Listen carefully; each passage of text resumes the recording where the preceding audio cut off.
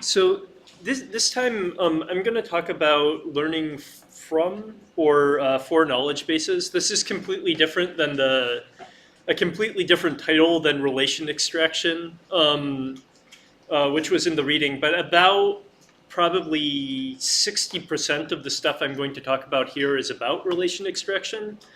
But was notably no neural stuff in the reading. So the stuff I'm going to talk about here is very different than was written in the reading.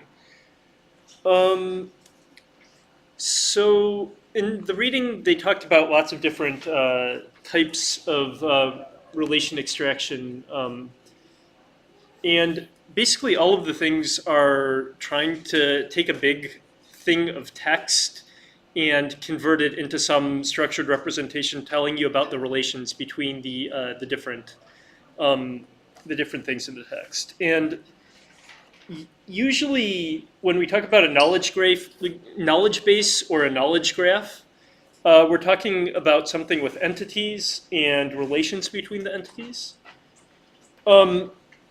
And these are extremely useful for question answering type stuff that I talked about before, and all kinds of other things. If you want to reason over entities, it helps to know the relations between them, or which entity is a subset of another entity, etc. So one of the major things that I'm going to talk about here is how can we learn to create or expand knowledge bases with neural networks, and that's where relation extraction comes in. And then I'm also going to talk about how can we learn from the information in knowledge bases to improve our neural representations. So the first part was covered in the reading, but not neural network methods, and then the second part is something basically entirely new. First, I'm going to talk about different types of knowledge bases because some people might want to use knowledge bases in your research for whatever reason. So perhaps the most one I've talked about already is WordNet. So WordNet is a lexical knowledge base that contains information about the relationships between words. So the biggest one is, or let's see. So for nouns, like you have the example here, we have is-a relations. So a motor vehicle is an artifact. A motor car is a type of motor vehicle, and a hatchback is a type of motor car. It also has part of relationships, like a wheel is a part of a car. And it also has a type instance distinction. So a president is a type, and Barack Obama is a president. So, or was a president, I guess. Yeah. Then it also has information about verb relations, like verbs ordered by specificity. So communicate is a kind of higher concept than talk, than whisper. And it also has adjectives, which are often classified by their antonyms, like wet and dry. So has anybody used WordNet in your research? Some people with hands. Okay, that's a fair amount. I think until word embeddings came out, many more people would have raised their hands. Now word embeddings kind of give a proxy for WordNet, but not entirely. So, or I should mention one more thing. The good thing about WordNet is it's very accurate. So word embeddings give you much wider coverage, but WordNet will give you very high precision when you do have it. So there's kind of a trade-off between the two. Also, psych. I might have mentioned this at the very beginning of class. I think I remember having mentioned this at the very beginning of class. But psych is a manually curated database attempting to encode all common sense knowledge This database has been 30 years in the making. A company has been making it for 30 years. I believe there was a talk about this at the colloquium last year. Does anyone remember this? Maybe it was something else. There was a guy talking about making knowledge bases, and I thought it was related to psych, but it might have been something else. About inferring knowledge explained by psych. Yeah, so inferring knowledge explained by psych. So psych is this massive database of like everything that you would want to reason over, including things, intangible things, individuals, relation sets, space, and it's this massive knowledge representation thing. And there was just a press release that they released last year that said, now we have been building this for 30 years and it's perfect. So now we can finally use it. And they've been deploying applications based on this thing. It's a very impressive project. It's also somewhat controversial. So looking at the Wikipedia article for psych, it said Pedro Dominguez from the University of Washington called this a colossal failure because he tends to say controversial things. But you could view it in either way. You could say it's a colossal failure just because it's so difficult to express all of common sense knowledge, which is why we need to learn from data. But on the other hand, they are actually using this for various things. Then skipping ahead about 20 years, or 10 to 20 years, we have DBPedia. So DBPedia, has anyone used DBPedia? Oh, about a similar number to WordNet. So that's actually, that's impressive. But basically the idea is you extract structured data from Wikipedia. And one of the beautiful things about Wikipedia is it started out as text, but now you have all this structured information on the right side. And this structured information is linked between entities. It has things like former names, motto. Who knew the motto of Carnegie Mellon, by the way? I think most people, yeah. So who knew when it was established? Who could go all the way down? So you can see there's a lot of information here that even people who are here wouldn't necessarily know. And so basically DBPedia was the first big effort to extract this and make it in a structured format that you could reason over. There's also a bunch of other databases. One very popular one, maybe not so popular in natural language processing, but very popular in the semantic web community is YAGO. It's a meta-knowledge base that combines information from multiple sources. That was its big thing, Wikipedia and WordNet. It has a bunch of expansions to include temporal and spatial information. Another one of note is BabelNet. So BabelNet, the basic idea behind this was we want to do this not in one language, but we want to do this in all the languages in the world. And then Wikipedia language links basically give us information about this. They linked it to multilingual WordNets and stuff like this. And they had a kind of interesting way of doing this. They basically expanded the things they could through language links, and then they used a machine translation system to expand the things that they weren't able to do.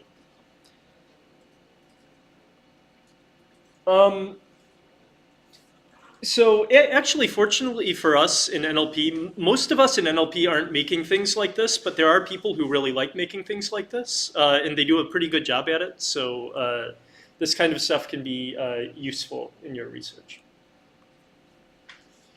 A second one called Freebase. Okay, so who has used Freebase?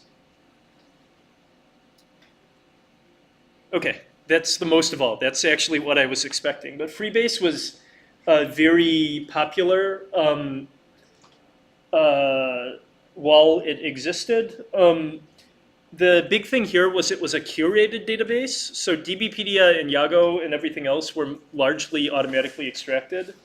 But here they made this big crowdsourcing effort where you could go in and modify things and fix them, and improve their accuracy or coverage, etc.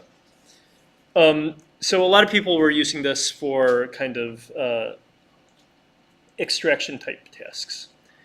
And all of this is kind of a historical perspective of what was going on in the 2000s. And that has kind of come, I guess, the other databases still exist, but Wikidata is now, has now assimilated Freebase. So Freebase was created by a company, then it was bought by Google. Then Google said, we don't want to maintain this anymore. And they gave it to Wikidata, which is run by the Wikimedia Foundation. And it has many of the good points of the previous work. It's multilingual, it's automatically extracted, and it's also curated. It also has a SparkQL interface, so you can query it using using something that looks kind of like a database query. So I think this is kind of the thing that people will mainly be using nowadays if you want this kind of big structured database. So anyway, that was the kind of overview of the existing resources. Now I'm going to talk about relation extraction, which was the topic of the reading. And the important point here is all of these knowledge bases, even with extremely large scale, they're by nature extremely incomplete. So even Wikidata, even Freebase, the ones with the most data. So a kind of famous anecdote is in Freebase, 71% of humans weren't born anytime, according to Freebase, which obviously is not true. I think almost everybody was born at some point or another. So, this is a problem. The interesting thing is this problem will never be solved either by manual or automatic means, simply because every time you add a entity to the database, you're going to be missing all of its relations. So if you add a new entity, suddenly you're missing all the information about that particular entity. So you're never going to be able to solve this problem completely. But we would like to do as best as we can using relation extraction to extract information.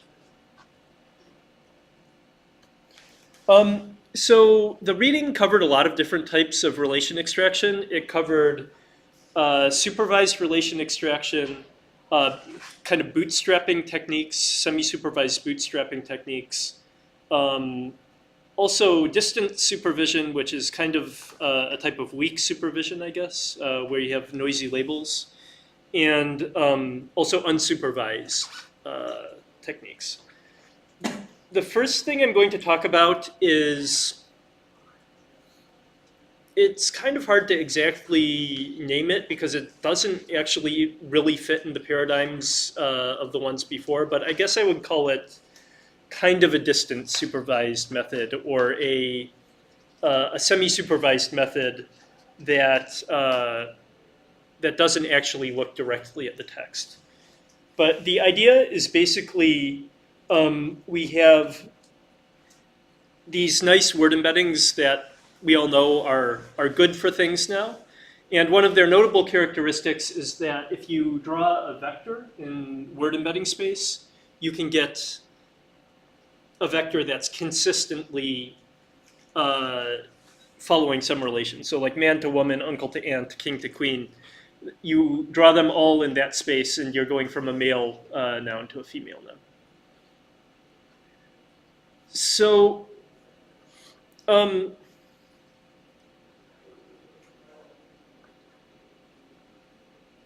actually, I'm sorry. This order is not very good. So I'm going to skip to this one first, and then cover the other one next. So this slide basically is taking that intuition of using the relations to directly extract, of using the vector transition to directly extract relations. So The idea is you want to learn a transformation vector that shifts embeddings based on their relation. And you optimize these embeddings to minimize a margin-based loss. So if H is our head of the relation and T is our tail of the relation,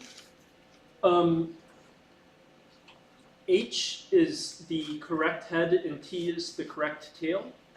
And then H prime is our kind of, if you remember from our negative sampling and max margin training for word embeddings, H is our incorrect head and H prime is our incorrect head and T prime is our incorrect tail. So what we'd like to do is we would like to get the correct head and tail to be closer after adding a vector L. And this vector L is the thing we optimize. So the idea is, if we have this very nice thing over here, where we have man, woman, uncle, aunt, king, queen, we then want to learn this blue vector. So L is this blue vector that moves us in space, according to our relation. And of course, we'll have one vector for the man to woman transformation. We'll have another vector for the I don't know, person, profession translation, another vector for the country, capital relation. So we just learn, a single vector that does this transformation. Is this clear? So this needs a little bit of supervised training data. So this needs training data of true examples of country, capital, for example. So you would list up United States, Washington, D.C., Japan, Tokyo, France, Paris, etc. And then you could find all of the other things that followed that relation by then taking the country as the head, adding L, and finding the closest vector, T. And this has a single vector for each relation with only additive modification. Yeah? Did they see that the requirement that it's an additive modification impedes the kinds of relationships they can determine? It just sounds limiting to me, but I guess not. It does, and that's actually what how they'll fix what they'll fix in the next paper in this series. So next, I'm sorry, I realize I kind of posted these in chronological order instead of conceptual order. So this was actually chronologically one of the first papers to do this, but it's a little bit of a complicated model. So the idea is basically we have two vectors. We have vector E1 and E2, which are like the H and T in the previous slide. And we want to predict whether a relation exists between these two vectors. So the first way we can try to do this is we can take we can use a multi-layer perceptron that takes these two vectors as input and then scores these with a multi-layer perceptron. And then the score you get out is if it's positive, you're likely to have a relation between them. If it's negative, you're likely to not have a relation. So you run it through a sigmoid function to get a probability that that relation exists. So this is just a classification model. They also propose a different model called a neural tensor network. So the neural tensor network is, if you delete this part, it's just the classification model that you have above. You see, so this part, if you delete this, this is basically equivalent to the top. I see they've added a bias. They've added a bias here, but that's the only difference. The idea of the neural tensor network is the thing here, which is that you add a bilinear relationship between the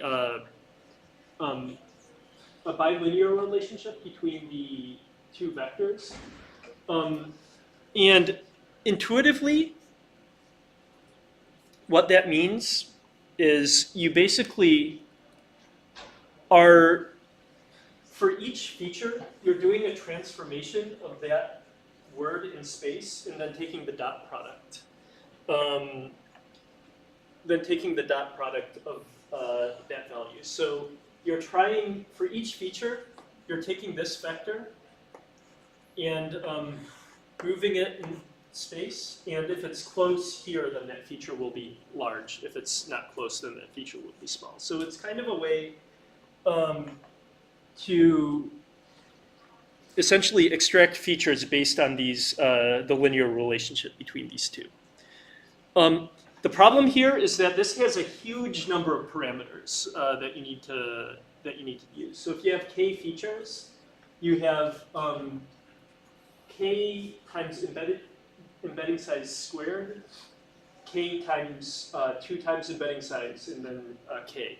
So this is an extremely heavy model to learn for any particular relation.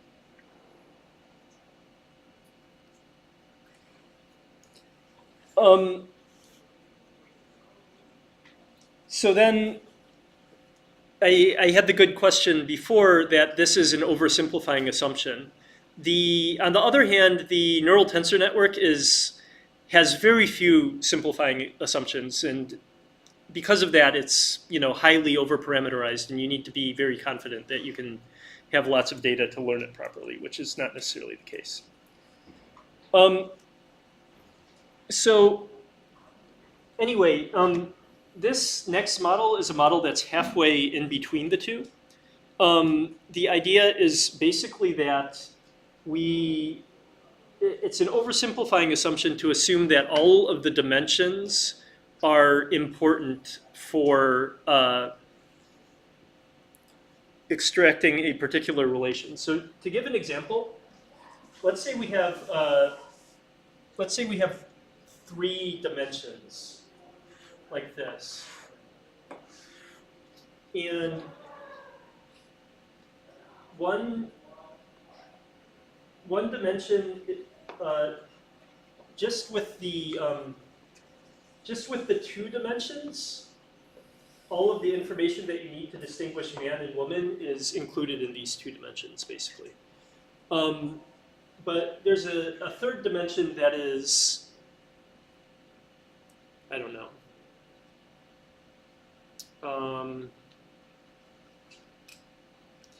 There's a third dimension that is based on part of speech or something unrelated to that. Maybe that's not the best example. Okay, a better example is, let's say I have an embedding for my name Graham Neubig. And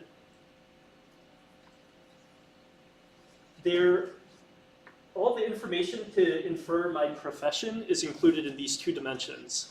Then all the information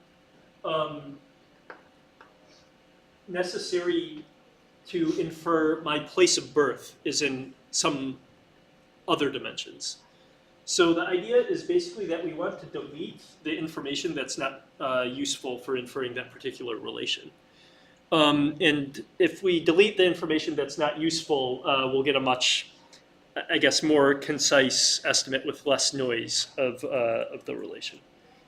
So the way they do this is basically by projecting the word vectors onto a hyperplane specifically for that relation. Then they verify the relation. So they have a very nice conceptual graph or conceptual figure in their paper where basically they take both the head and the tail, they project it onto a hyperplane that deletes all the unnecessary information, and then they use this here. This has the added, and here's the actual equation. This has the added advantage of allowing you to easily handle many-to-one in one-to-many relationships, which was not able to be handled easily in the previous one. So if you think about it, if you have a part of relationship between a country and its states, there's no way with a linear translation that you can have like USA go to Pennsylvania and then also Ohio and also and also Washington State or something like that. Because, of course, Pennsylvania, Ohio, and Washington State are going to be in different places in the space. But if you project all of these onto the x-axis that I just drew on the board, then you're able to do that. So this model is able to handle one-to-many relations. There's also a bunch of other methods. One particularly successful one is the trans-R method, which has kind of very good results on this task for a while.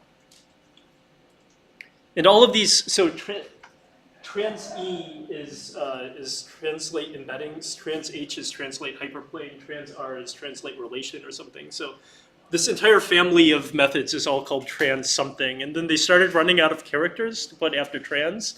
So now it's like C trans H and I trans R or whatever. So this is a paper from ACL this year by Chiza here in LTI, which I really liked. But basically the idea is there are many relations, but each can be represented by a limited number of concepts. So the method is basically to treat each relation map as a mixture of concepts with a sparse mixture vector A. And you can see this here. This is using something very similar to the trans-R method where you multiply by a matrix. But the idea is that D, instead of being just a matrix, it's actually a tensor. And then you multiply this tensor by kind of in something like an attention, but it's basically mixture weights. So it's easier to see if you look at what it looks like here. So you basically have 10 concepts where each concept is a matrix, and then the matrix that you actually use to do the projection is the sparse mixture of these concepts. And you have similar to you have basically the similar to relation where you are looking at the tail and the head of similar to, and you can see that these are basically the same relation. You can have hypernyms and hyponyms, and you'll notice the hypernym of a tail is very similar to the hyponym, or the hypernym of a tail is very similar to the hyponym of a head. So this is an opposite relation, but you can see that by sharing the concepts between the opposite relations in the tail to head and head to tail relations, you can get something that makes that kind of makes sense. And some of the concepts are shared between a large number of relations, like the similar to, hypernym, hyponym, etc. So I thought this was kind of cool, and it's both interpretable and it gets very nice results. So this is maybe the state of the art model for this task at this moment. Yeah. So what is the definition of concept here? It's a matrix. So the definition of a concept is a matrix, and it might not be entirely clear from the equation here, but basically what it's doing is you're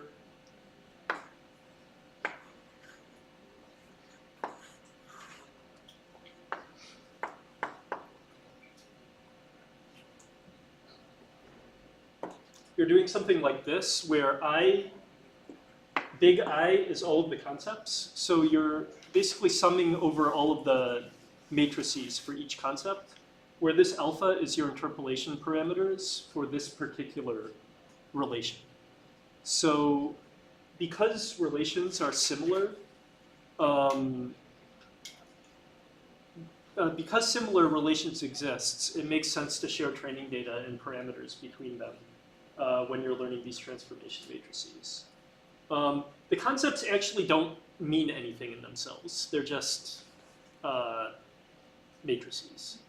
But they're used to basically learn the transformation matrix.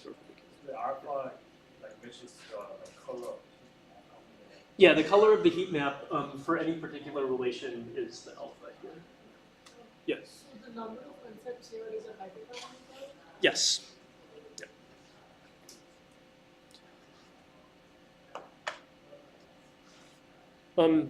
And there's also some interesting things in the paper where if you use a sparse, if you use the sparse interpolation weights, you get interpretable, you get things that are interpretable, but if you don't use the sparse interpolation weights, you get things that aren't interpretable, which is also kind of interesting in itself. So if you want to use some sort of mixture model like this, it's a good idea to consider using something that's sparse as opposed to something that's not sparse.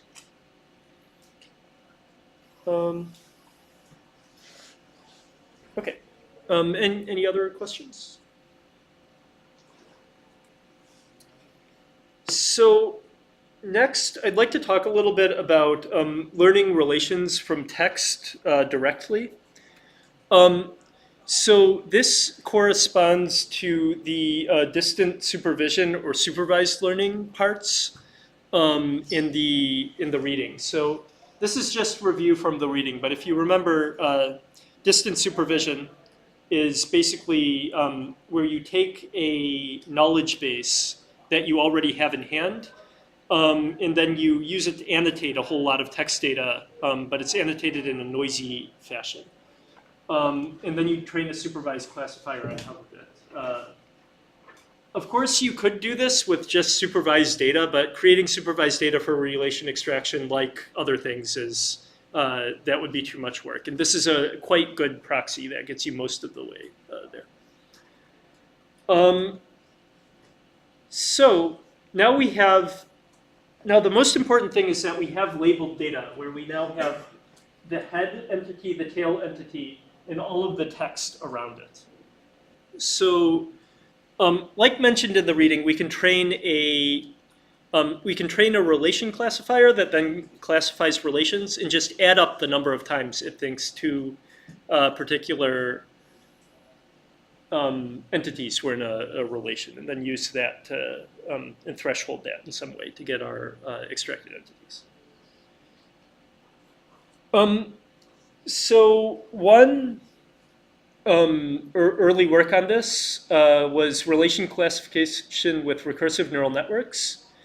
So basically they create a syntax tree and do tree structured encoding, and then classify the relation using the representation of the minimal constituent using containing both words. So they didn't actually have a good figure in the paper describing this, but let's say this is a kind of intuitive criterion, and the reason why is because we have Steven Spielberg's film Saving Private Ryan.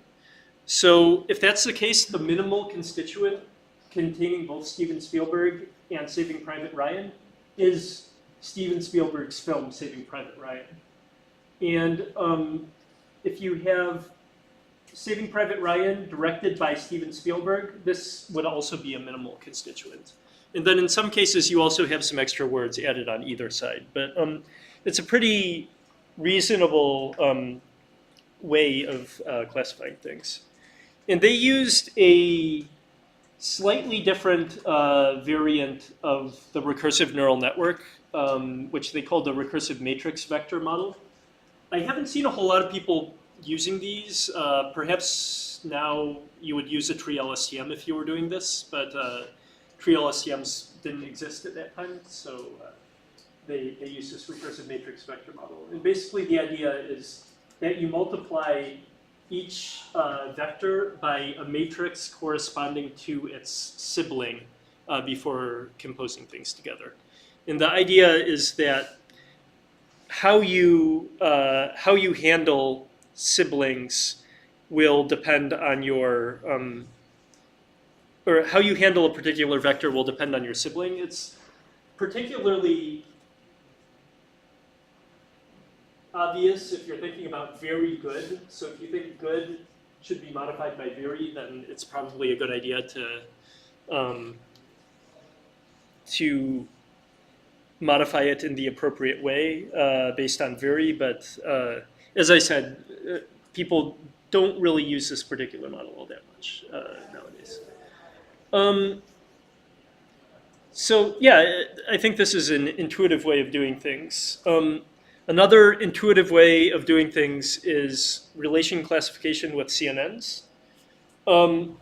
The advantage of doing this is you don't need syntax, you don't need a parse tree, so you're immune to parsing errors, etc. And they use two different types of features to do this relation extraction. One is lexical features of the words themselves, and also features of the whole span extracted using convolution. So here is an example. This is the architecture of the neural network. They take people have been moving back into downtown and turn it into word embeddings. Then you extract lexical features directly from the words themselves, and then sentence level features using convolution. This is kind of like a hybrid approach. As I mentioned before in class, there's kind of two ways to neuralize a task that people have previously done with feature-based methods. One is to take all of the features and turn them into word embeddings and then put them into a neural network, and that seems to work pretty well. Or turn them into embeddings and put them into a neural network. The other way is to completely give up on feature extraction and use like a convolutional net to do feature extraction for you. And this particular method basically does both. It does manual feature extraction and embeddings from the words and their neighbor words, etc. And then it also extracts things with convolutional nets. So the convolutional net can pick up things like n-gram features between, which were also mentioned as important in the reading. Any questions about this so far? Okay.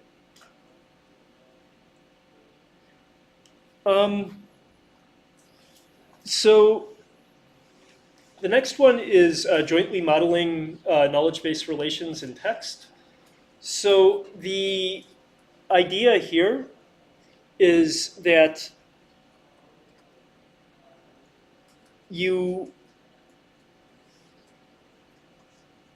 okay, so maybe in order to make this more clear, it's important to reiterate that in the previous methods, the way you would actually create a knowledge base, or the way you would actually extract things from a large textual corpus, is basically to run this model over all instances of an entity pair and try to classify those entity pairs into relations, then add together all of the times you classified into a particular relation. So basically each decision is made entirely independently, and you don't consider the whole of the corpus. The nice thing about this model is it actually considers the entirety of the corpus by extracting dependency paths through between the subject and the object, or the head and the tail, like we've been saying before. It encodes all of these paths, and then it uses them to make its decisions. And it models the relations with a CNN.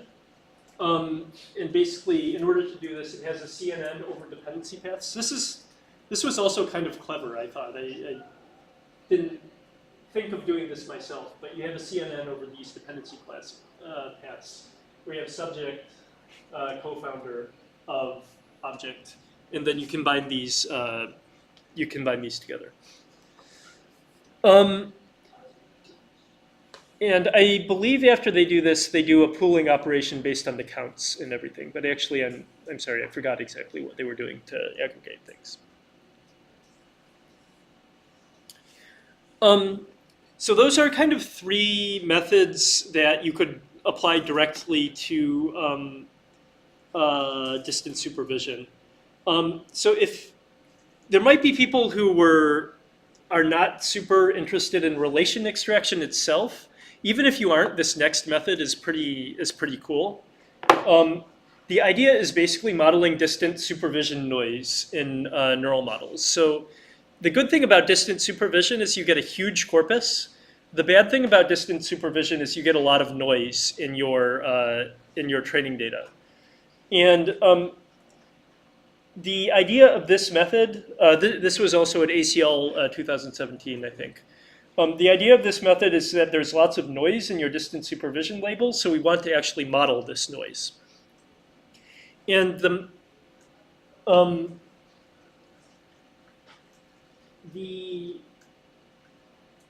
method overall looks like this. It's actually pretty simple. You have an encoder, of course, which encodes your sentence into embeddings.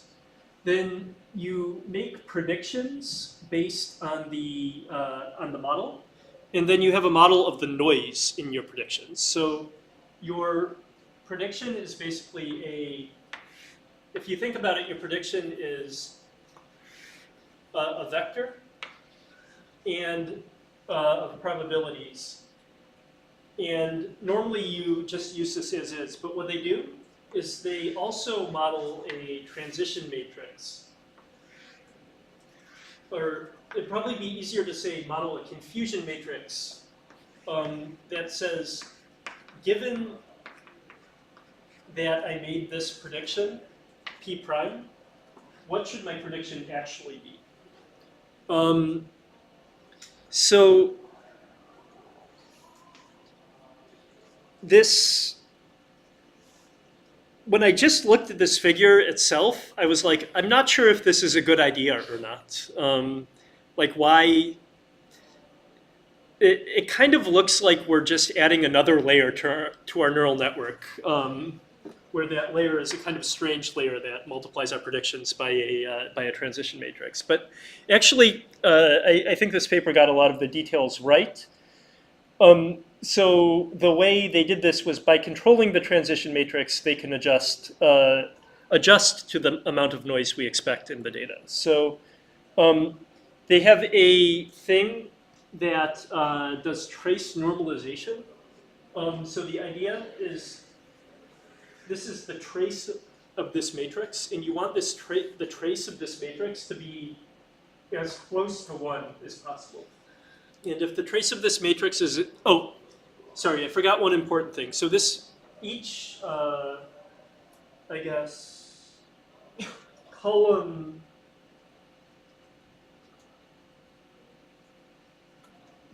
hang on one second. Each column of this, each row of this matrix is normalized. I believe it's row.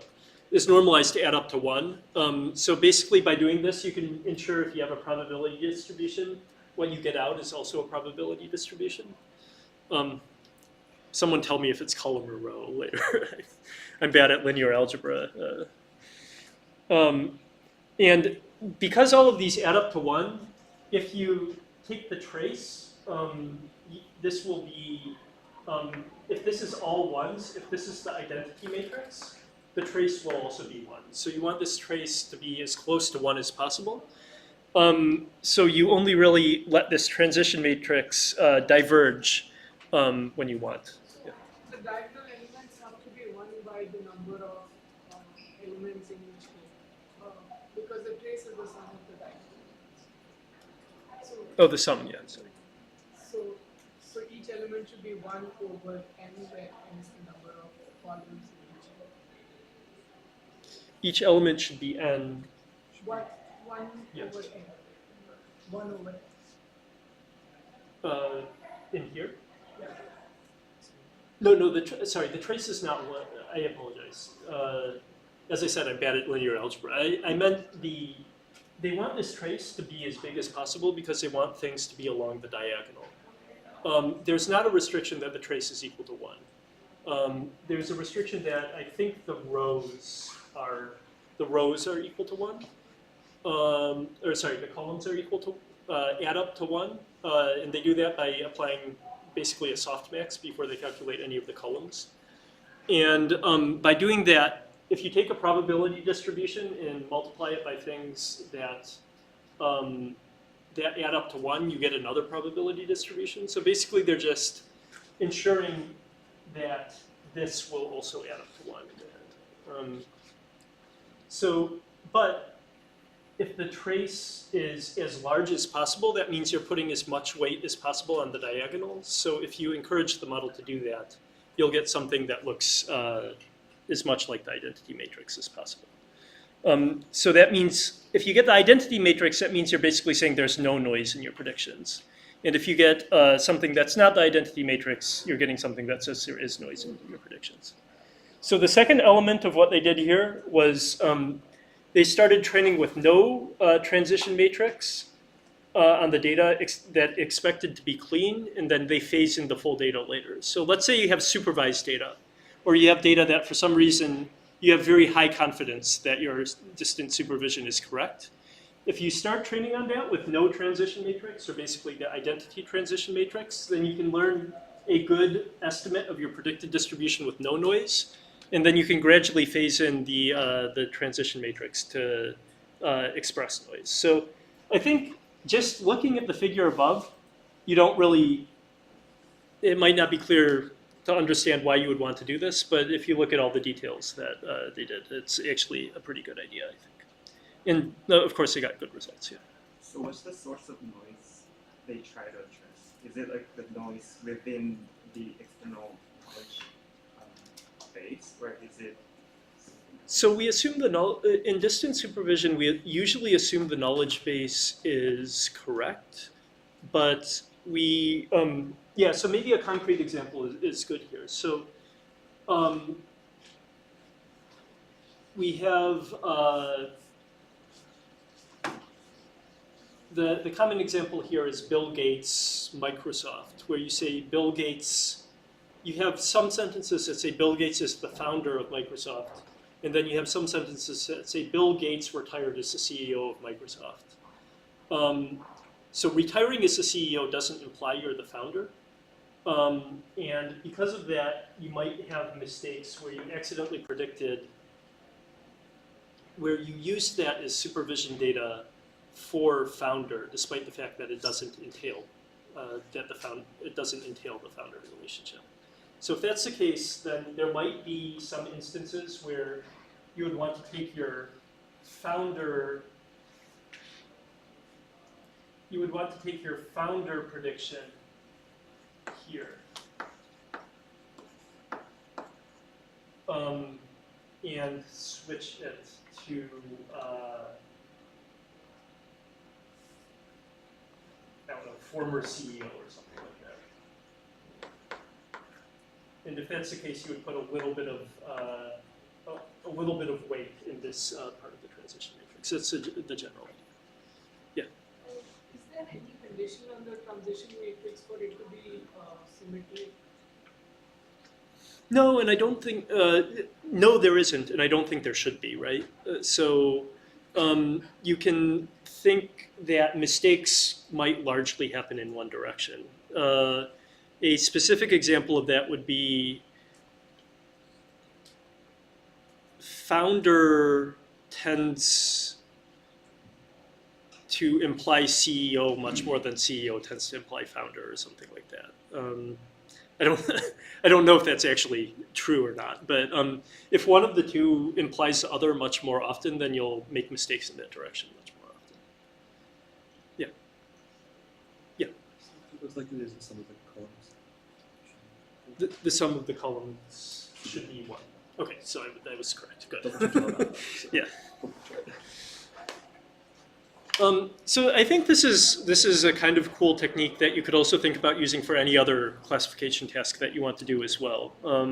Especially if you expect your data to be noisy, or you expect some subset of your data to be more noisy than the other subset. Okay, so that was what I was going to say about relation extraction. I'd like to say a little bit about the reverse now.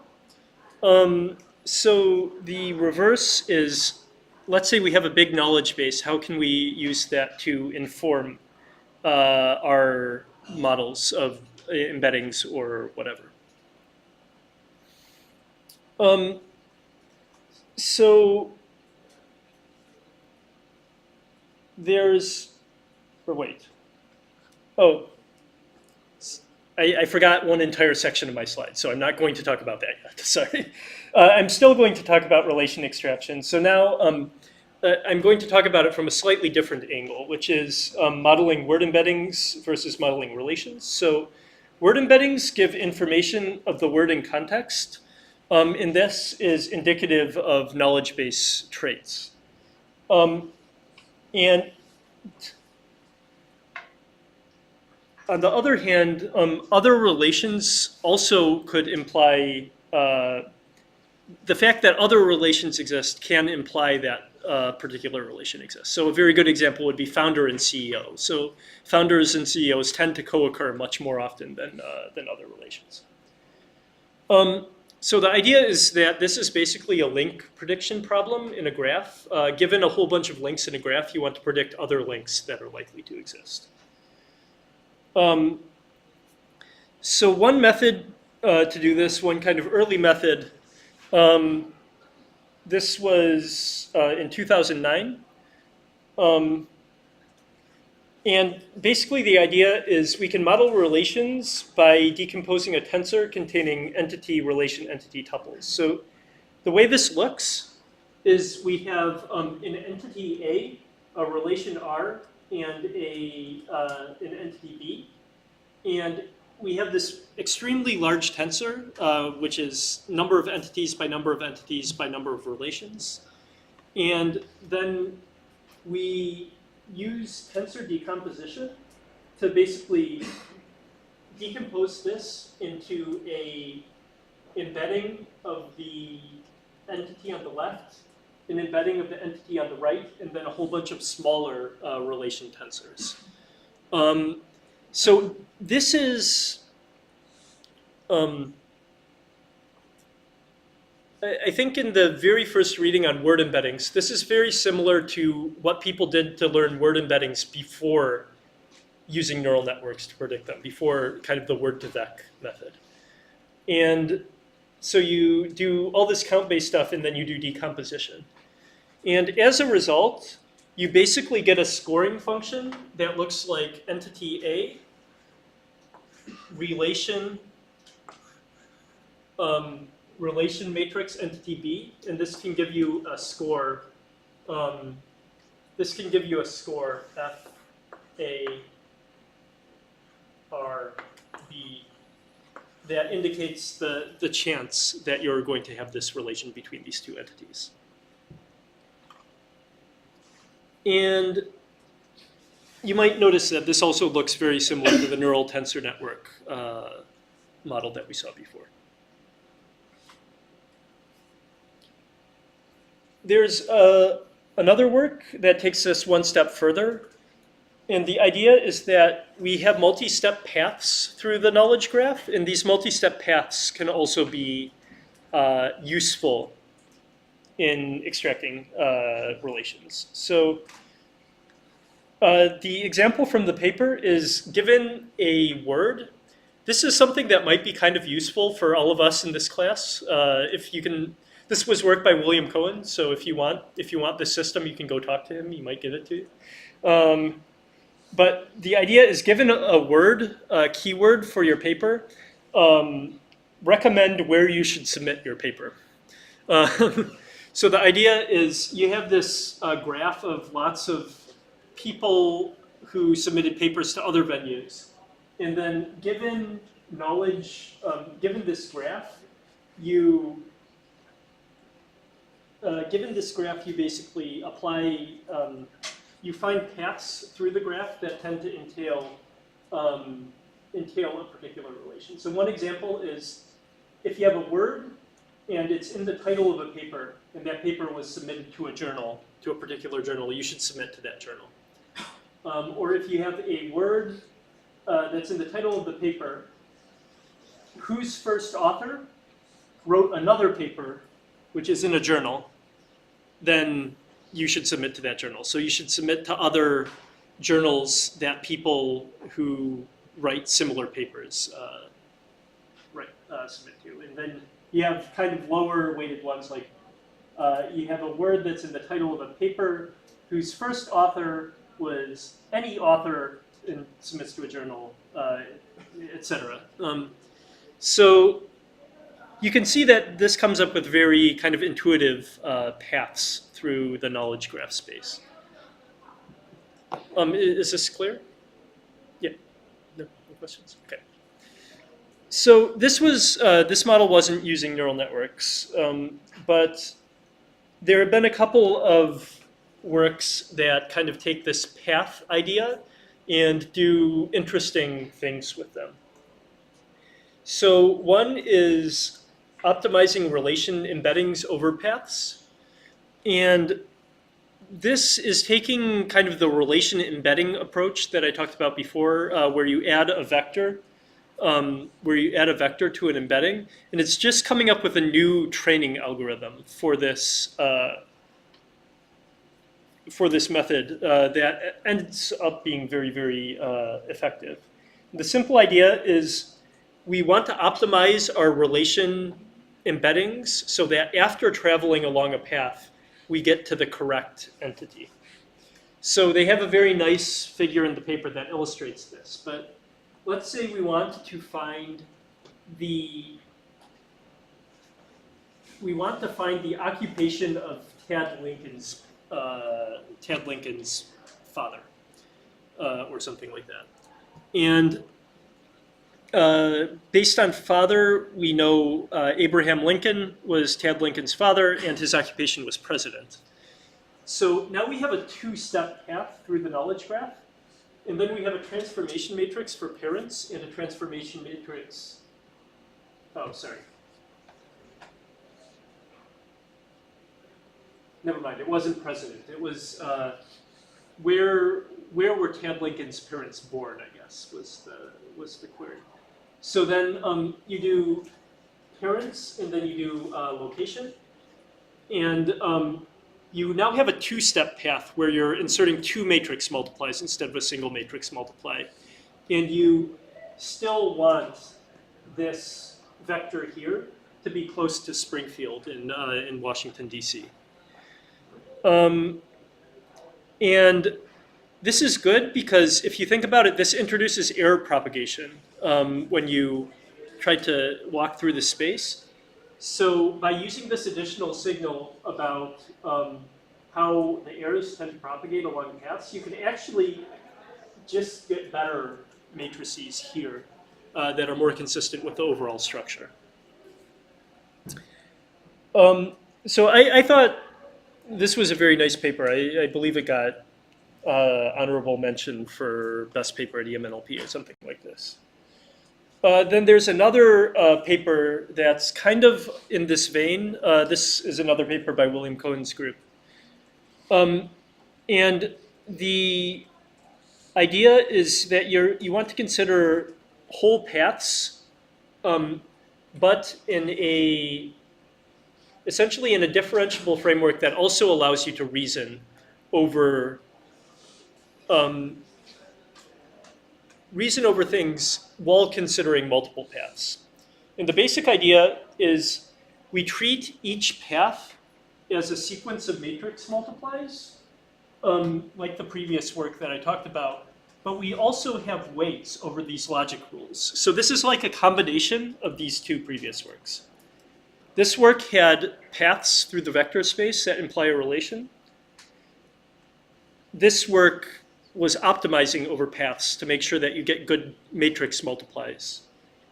This work is doing both. So we have each of those rules is each of the kind of paths through the network through the graph is a logic rule, and it has a weight of A. So in the end, if we have all of our logic rules L, we sum over this. And then we have this path of matrix multiplies that allows us to decide whether something is true or not. This is also, in a way, a little bit similar to the like decomposable, interpretable relation extraction model that I talked about before, but with multiple additional matrix multiplies. So I thought this was a very cool paper when I read it. Any questions?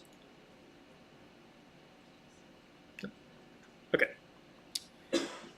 So now I'm going to go back to the section that I thought I was going to talk about, which is not going from embeddings to relations, but going from relations to embeddings and using knowledge bases to inform our choice of embeddings. And I guess this is a good idea, which means about 3 to 4 groups came up with it at the same time and all implemented it and did a pretty good job and got good results. But basically the idea is we would like to do lexicon-aware learning of word embeddings. So this paper by Yu and Dredza is one example of this. It's maybe the most simple example. But we basically incorporate our relational knowledge in the training objective for word embeddings. So if we have word embeddings that we expect to be close together. Sorry, I forgot.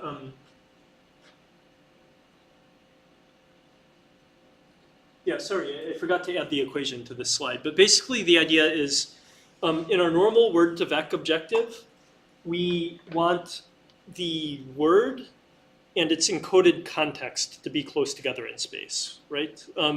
So we have a word vector W. We have a word vector W and a context vector. And we want the distance between the word vector and the context vector to be lower than our negative samples, which is how we train word-to-vec objective, right? So basically the idea of this method is that we just add another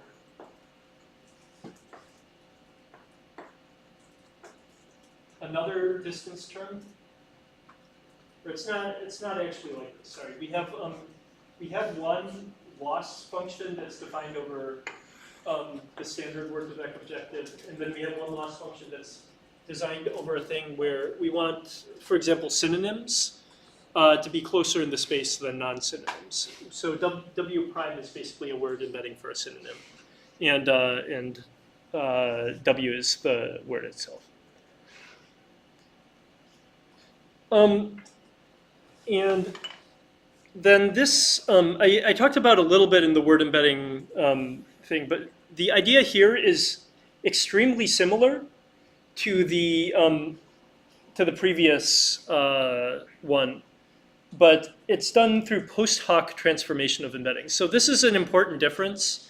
If you want to take your big, let's say you want to take your big word embedding database, like the ones trained by Google on lots of Google data or something like that, but you want to use it for your particular task. The idea here is that you take the existing embeddings and then you just transform them in a way that is appropriate for your particular task. And there's a double objective of basically making the transformed embeddings close to their neighbors and also making them close to their original embedding. So this objective here is basically saying if we have QI, QI hat is the original embedding for this word, and you want to keep them as close together as possible. Then the thing on the right is basically I and J. I is the original embedding, and then J is all of its neighbors in the graph, or all of its synonyms, and we want to make them as close together as possible. And there's also methods for forcing antonyms away from each other. So this is as simple as adding yet another objective where you want to force antonyms. You want to basically force antonyms to be as far as possible apart here, which is good because then you get things like, one of the problems is love and hate tend to be close together because, people love each other, people hate each other. They tend to appear in similar contexts. But if you force the antonyms away from each other, then you can avoid that. Yeah. So does this trick affect the word pairs that don't appear in the knowledge base? In the lexicon? Lexicon, yes. Yes. Yeah, for love and hate, okay, it's common, and you can find it in Yeah. lexicon. But what if some other word pairs? Yes, I believe it does. And the reason why is because they're using like a transformation function. They're not relearning the word embeddings. But actually looking at this equation, it's making me a little bit nervous. But I think, if I remember correctly, I believe they were using a transformation function. So it's not just independently learning everything. And as long as you have a transformation function, you can apply it to all the other embeddings, even not in your training data. I see people nodding. Was I correct in that? Yes? So just like skip thought, just transform the embedding use space. Skip thought's a little bit different. That's encoding whole sentences. Yeah, but they train only on a very small dictionary, and they transform to a very large one, like big one, or transform or something. I don't know if it is similar. Yeah, there are lots of methods that kind of do that, the transforming thing, and I think it's really useful for exactly the reason they mentioned. Anything else? Okay, so another thing you can do. This is something that I think anybody who has a lexicon in their hand and word embeddings thinks is probably a good idea to do. But it's multi-sense embedding where you use a lexicon. So you create a model with a latent sense where you choose between the many senses of a word, and then you basically optimize it using a expectation maximization type objective, where you jointly decide which sense you're looking at, and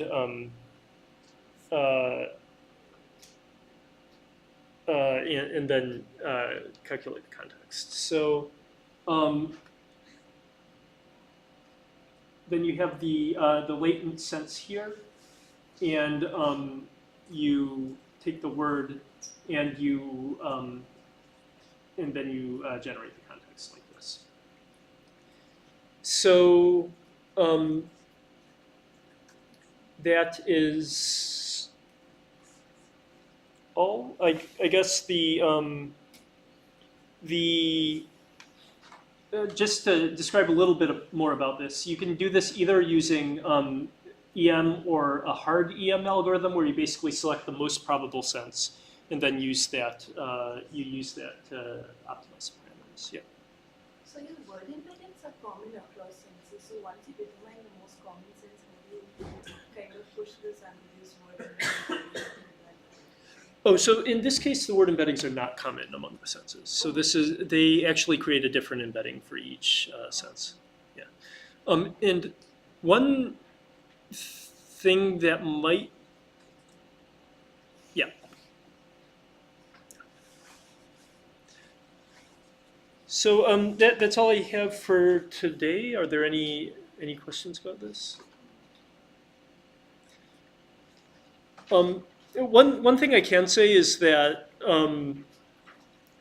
now with stuff like Freebase, Wikidata, for example, these resources are extremely large and they're well curated. They're going to be much larger and have better coverage than you can get from any reasonably sized text collection. So if you have something where this kind of information might be useful, I think it's definitely worth considering it, because it's not even that difficult to incorporate other than downloading the data. So yeah, thanks a lot.